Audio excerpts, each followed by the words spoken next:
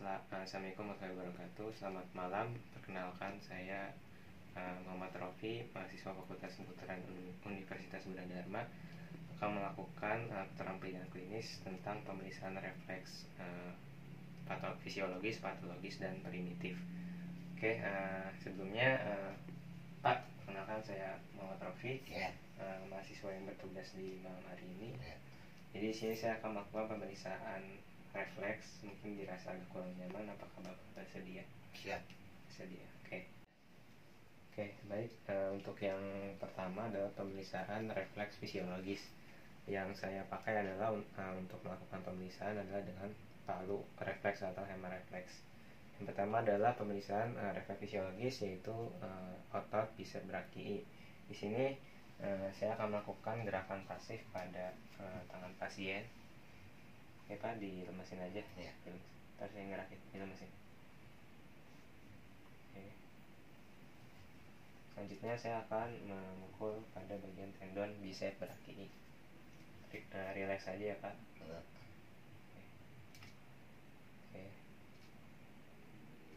Oke. Selanjutnya di tangan sebelahnya. Kita di sini aja.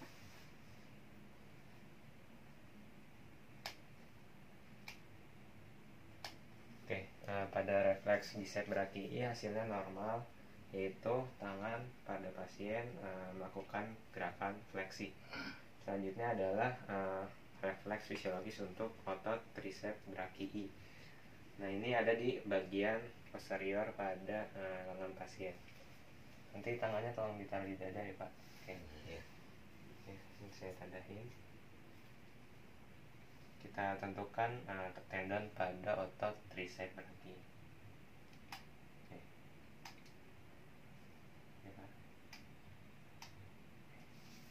Selanjutnya pada tangan sebelahnya. Ini aja Pak.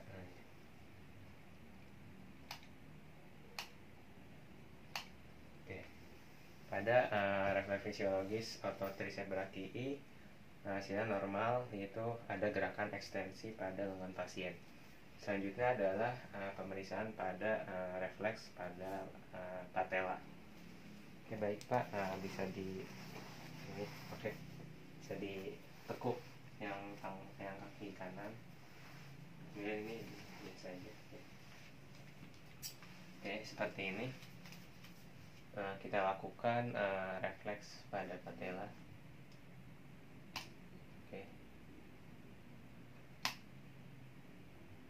Oke, selanjutnya Pak, sebaliknya. Ini dilurusin. Oke.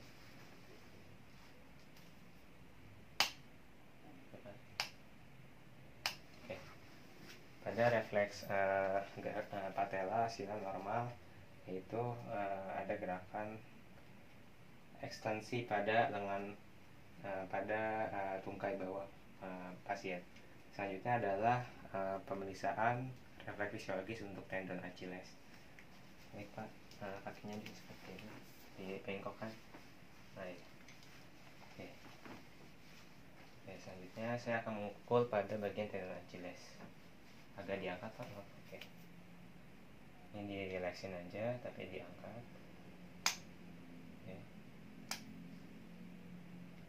Oke, selanjutnya di kaki sebelahnya Pak.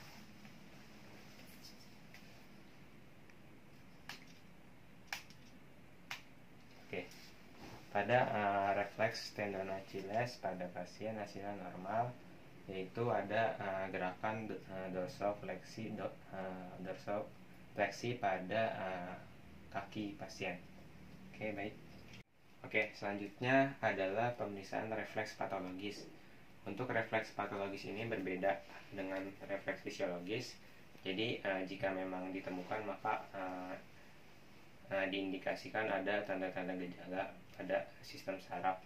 Kalau fisiologis sebaliknya. Jadi untuk patologis pada pasien yang normal hasilnya biasanya negatif. Oke, baik Pak. Selanjutnya saya akan melakukan pemeriksaan refleks patologis ya Pak. Nah, yang pertama adalah pemeriksaan Hoffman. Jadi dan juga pemeriksaan Truman. Jadi ini berbarengan ya.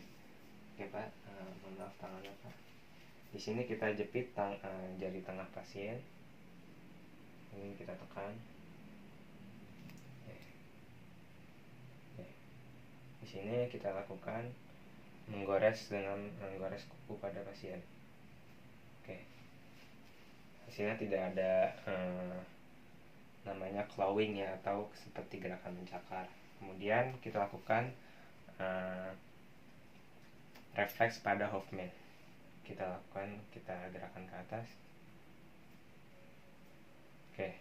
Pada refleks patologis di Truman dan Hoffman hasilnya adalah negatif. Oke, untuk selanjutnya adalah refleks Babinski group. Untuk refleks Babinski itu berada di di kaki. Jadi yang pertama adalah refleks Babinski group. Kenapa refleks Babinski group? Karena biasanya kalau hasilnya positif itu ada jadi si jempolnya ini akan dorsofleksi dan si jari-jari lainnya akan flaning atau menjauh. Oke, selanjutnya adalah pemeriksaan Babinski group. Di sini saya akan melakukan perabaan dengan menggunakan objek palu hammer. Oke, selanjutnya untuk pemeriksaan Babinski group, yang pertama Babinski, kita lakukan perabaan pada sentuhan pada dari tumit ke arah malleus lateralis. Oke, baik. Selanjutnya di kaki sebelah kiri dari bagian tumit ke arah jempol. Oke, hasilnya negatif. Selanjutnya adalah pemeriksaan Shadok, yaitu kita lakukan perabaan pada malleolus lateralis sampai ke jempol. Oke, selanjutnya di kaki sebelahnya. Oke, hasilnya normal, tidak ada gerakan dorsofleksi ataupun flaning. Oke, baik. Selanjutnya adalah pemeriksaan yang termasuk dari Babinski group, yaitu ada Oppenheim, kemudian Gordon dan Schaeffer. Untuk pemeriksaan Oppenheim, kita lakukan pengurutan di bagian tuberositas tibia. Ya, maaf ya Pak. Iya. Oke. Mungkin agak ditekuk. Oke. Kita akan urut dari proximal sampai distal. Oke, selanjutnya di sebelahnya. Ini bisa diluruskan lagi ya Pak. Oke, baik Pak. Untuk hasilnya negatif. Selanjutnya adalah pemeriksaan Gordon. Ditekukan lagi Pak kakinya. Oke, di sini saya akan melakukan stimulasi pada musculus gastrocnemius. Oke, selanjutnya di kaki sebelahnya. Oke, baik. Untuk Gordon itu hasilnya normal, pemeriksaan Gordon. Selanjutnya adalah pemeriksaan Schaeffer. Jadi saya akan melakukan tekanan, saya akan stimulasi di bagian tendon Achilles. Oke, baik Pak, kakinya bisa seperti ini lagi. Oke. Nah, ini kita lakukan tekanan. Oke, sekali lagi. Selanjutnya pada kaki sebelah kiri. Oke, baik. Jadi untuk pemeriksaan Oppenheim, Gordon dan Schaeffer hasilnya negatif. Jadi interpretasinya normal. Selanjutnya adalah pemeriksaan di luar Babinski group. Jadi kenapa di luar Babinski group? Karena hasil pemeriksaan biasanya kaki akan clawing atau seperti mencakar pada jari kaki. Yaitu ada Rosselimo dan Mendel-Bechtereau. Untuk Mendel-Bechtereau, situ kita akan melakukan pemeriksaan dengan memukul pada os kuboid pada pasien. Kenal nggak Pak? Oke, selanjutnya pada kaki sebelahnya. Oke, hasilnya adalah normal, tidak ada clawing. Selanjutnya adalah pemeriksaan pada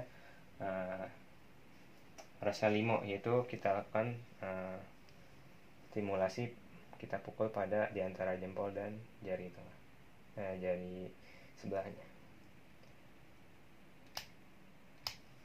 Oke Pak, lanjutnya.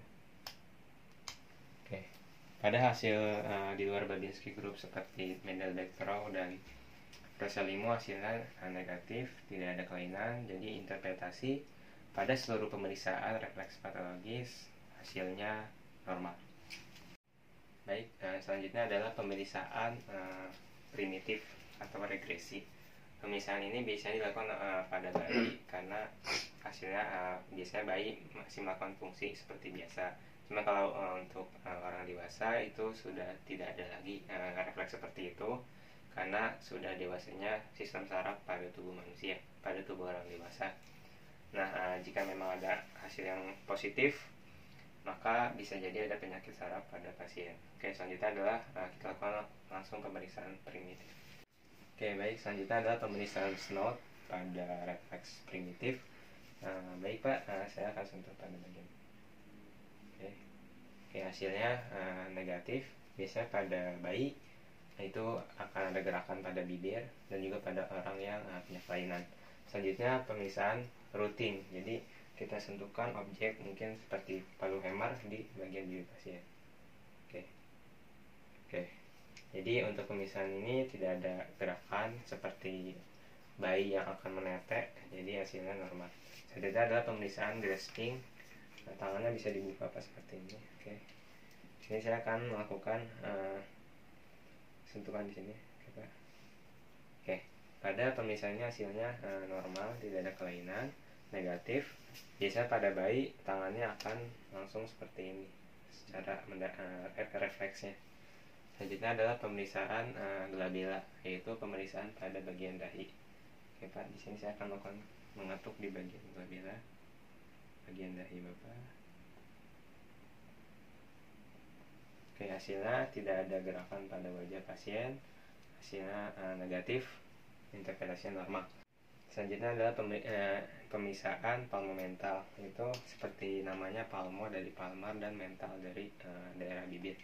Oke, Bapak bisa dibuka tangannya, kemudian kita lakukan goresan. Oke, hasilnya normal, tidak ada gerakan pada bibir pasien. Biasanya pada bayi ketika digoreskan bibirnya suka bergerak. Oke, baik Pak, sudah selesai untuk pemeriksaan fisiologis, patologis dan juga primitif. Semua hasilnya untuk fisiologis hasilnya positif semua, berarti normal. Untuk patologis dan primitif hasilnya negatif, hasilnya interpretasi normal. Kira-kira apakah ada yang ingin ditanyakan lagi Pak? Cukup kali, penting saya sehat. Alhamdulillah. Oke, baik Pak, terima kasih. Assalamualaikum warahmatullahi wabarakatuh. Selamat malam.